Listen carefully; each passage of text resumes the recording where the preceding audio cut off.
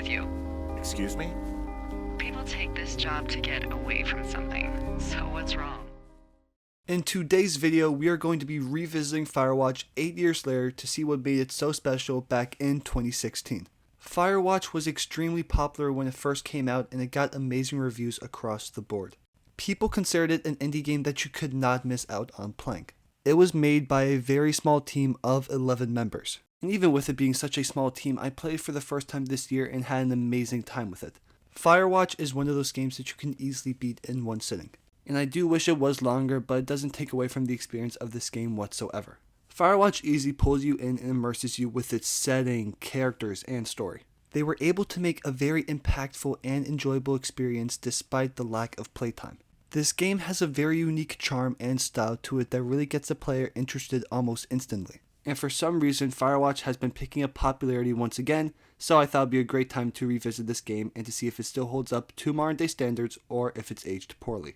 With that being said, let's get into my review of Firewatch 8 years later and see what made it so special back in 2016. The first topic of this video that we are going to be talking about is its setting. And the setting in Firewatch is unbelievable in every way. The graphics of this game are absolutely timeless, and it's because of its amazing art style. It did not rely on the standards of the graphics back then, and it was beautiful back in 2016, and it's still beautiful now. I really am not sure how to exactly describe the art style, but the way they did it, they just make me want to live in a forest. Like, I don't know, there's just something about it. The peacefulness, the nature, living in some tower like that, it just sounds so amazing. The way that Firewatch just used their lighting, shadows, sound design, it just really captures such a peaceful atmosphere. And I think another thing that really immerses you into the setting of this game is not having any markers anywhere. The only way that you are able to explore in this game is using your map and the directions that Delilah gives you. So it really forces you to pay attention to what she says and using the map to find out where you have to go. And I really enjoy that because with some games that have map markers, you can just kind of turn off your brain and just like aimlessly go from location to another. But with Firewatch, you truly have to pay attention to everything and it really immerses you into this game. Again, the art style that Firewatch goes for is absolutely timeless, and I don't think there's ever going to be a situation where you don't look back on this game and just find it beautiful. And I feel like this game is the perfect example of art style being more important than making realistic graphics. With its super unique art style, this game aged perfectly, but if they went for a more realistic standpoint, it probably wouldn't have aged as well. I think another amazing thing that this setting does is capture the feeling of loneliness and escapism. You basically interact with no one in person throughout the entire game, and the only communication that you really have is through your walkie-talkie talking to Delilah. So there really is like this lonely feeling when you have to walk through the forest and everything, and I really like that aspect. I think that feeling of loneliness perfectly encaptures what Henry wants. He wants to escape from his reality and just be alone. I absolutely love the setting in Firewatch, and in my opinion, it's probably the best part of this game. Moving on to the next part of this video, we have the gameplay. The gameplay in Firewatch is basically non-existent. There's no complex mechanics or anything like that. You can basically describe Firewatch as a walking simulator. All you really do is explore the forest and talk on the walkie-talkie with Delilah. The gameplay with Firewatch is fairly lackluster and not engaging whatsoever. For the most part, the gameplay loop really just consists of Delilah telling you to go do something and you going to go do it. I know I'm like bashing the gameplay. I don't think it's a terrible thing. I don't think it ruins the game itself, but I wish they added just more things to do than just walking around basically. I don't want to say Firewatch is lucky or anything, but it's a very good thing that the conversations between Henry and Delilah and the setting were as good as they were. If they weren't as good, I feel like the walking around would have dragged a lot more than it did. But still, the game is really only like 4 to 5 hours long, so it really couldn't get that repetitive. So don't go into playing Firewatch expecting some really deep gameplay mechanics or anything like that. This game does not have that whatsoever, but the walking around really isn't that big of an issue for me. It's just kind of there.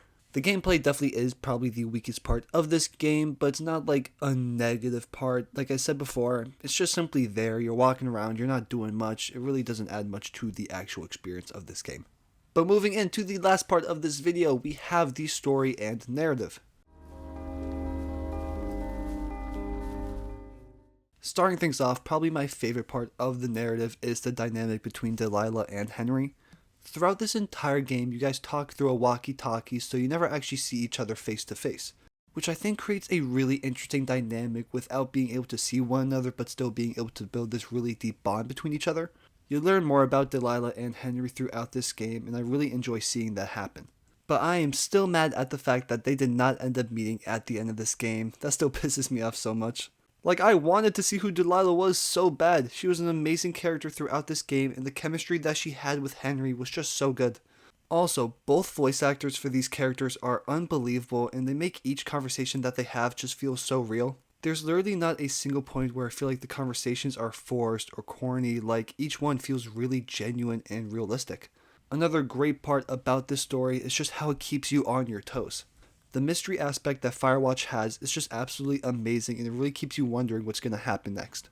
Throughout the days of the game, some crazy things happen, and it just continues to build up the suspense and mystery around everything, and I really enjoy seeing it happen. But moving on from that, let's talk about what probably is people's biggest issues with its narrative, and that is the ending. I feel like it is fairly unanimously agreed that the ending of Firewatch is pretty unsatisfying, and I fully agree with that. The ending of Firewatch leaves you wanting a lot more from it. But I kind of feel like you can look at it two different ways. Like, I sit here and I fully understand where people are coming from when they wanted more from this game and how they feel like it is unsatisfying. But on the other hand, a lot of people look at this and saying the ending relates to real life and you wanting more from it. This game ends off with a lot of loose ends. You never end up meeting Delilah. The mystery that you were building up this entire game was just Brian Goodwin's death and his father. And a lot of people look at that and might think this is just kind of how real life is. You wanting more from something, you think it's going to be bigger than what it is, and it's just not. People might sit there and say, life isn't some fairy tale. You're not going to end the game meeting the love of your life and solving this big mystery. And I definitely understand where those people are coming from. It kind of does relate to real life in that way. But again, I also fully relate to the people saying that this game was just unsatisfying and that's bad. I can't really say I agree with one person more than the other because both sides make sense. But one thing that I will definitely say about the ending is that it just does feel extremely rushed in my opinion. I just feel like everything happened so quick towards the end of the game after discovering Brian Goodwin's death and then having to learn about the father and everything and then escaping. All those events happened so quickly one after another. So whether or not you like the ending or not doesn't really matter. I just think this game's ending was just definitely rushed. One other thing that I want to touch on real quick was Brian Goodwin's death. Like, that thing just absolutely shocked me. I don't feel like anyone was really expecting that to happen because all of us were thinking something bigger was going on here in this game. But nope, it just ends up being the fact that Brian Goodwin's dead body is just in this cave. Like, that's just absolutely heartbreaking. I personally like the direction that they went with this and keeping it grounded in that aspect and being like nothing really bigger was going on here. But yeah, overall the ending is just very controversial and I see where both sides are coming from. I think no matter what you do, just kind of have to say that the ending is unsatisfying. It's just whether or not you think that is a good direction to take the game in. I think another thing that this game did amazingly was Henry's seek for isolationism and escaping from reality. From the get-go of this game, we learned that Henry's wife got dementia at a very early age. Through the text bubbles at the very beginning of this game, we learn how Henry had to deal with this and the troubles of that. And it's such a heartbreaking opening to the game, having your wife, your loved one, get dementia so early on, and her just completely changing because of that. There's nothing he could really do in that situation, and his life just really starts to crumble because of it. So he does the only thing that he thinks he can, and he tries to escape from reality. And what better way of doing that than becoming a Firewatch in a forest where no one else is? And coming back around to Delilah and Henry's dynamic, a heavy focus of their dialogue sequences is Henry talking about the difficulties of his wife getting dementia and having to deal with that. And I really like how Henry continues trying to run away from these problems, but in the end he still has to face them. He can't run away from these problems forever. And I feel like this is one of the biggest reasons why this game is timeless in my opinion. There isn't like a set time span where this story and narrative is effective and relatable. This relates forever. People trying to run away from their realities and trying to escape will forever be relevant. And I think Firewatch dives into that aspect absolutely beautifully in this game. And say what you want about the ending and how it potentially ruins the game, but besides that, I feel like the story and narrative that Firewatch tells is a beautiful one. I feel like they portray both characters, Henry and Delilah, extremely realistically. They feel like two real people having real life issues. Like I stated at the beginning of the section, the story and narrative really shines the most with Henry and Delilah's dynamic. We spend most of the time in this game talking to Delilah on the walkie-talkie and getting closer to one another. And it is easily by far the highlight of this game. The theme and message that this story tells will forever be relevant and relatable, and I think it's beautifully done. Firewatch is an absolute classic and a game that is going to continue to age amazingly. It's timeless in every way, and a heavy part of that is its art style and story. Both of these things are amazing and don't have a reliance on the time that this game was made in. They were great then and they are great now. But obviously the game has its issues with a pretty lackluster gameplay loop and a somewhat disappointing and unsatisfying ending. I still think even with these issues, Firewatch has no issues at all holding up 8 years on from its release, and is definitely a game still worth checking out now in 2024. So, I would highly recommend this game to someone if they are looking for a quick but super enjoyable experience. Firewatch is an indie gem that I think everyone should play. My final rating of Firewatch is an 8 out of 10. I had a great time playing it and loved every second of it. If you guys made it to the end of this video, I really appreciate it and I hope you guys enjoyed watching it. If you did enjoy watching, it would mean a lot if you could like, comment, and subscribe. Also, it would mean a lot if you guys could check out some other videos on my page. But with that being said, thank you guys so much for making it to the end of this video, and I will see you next time.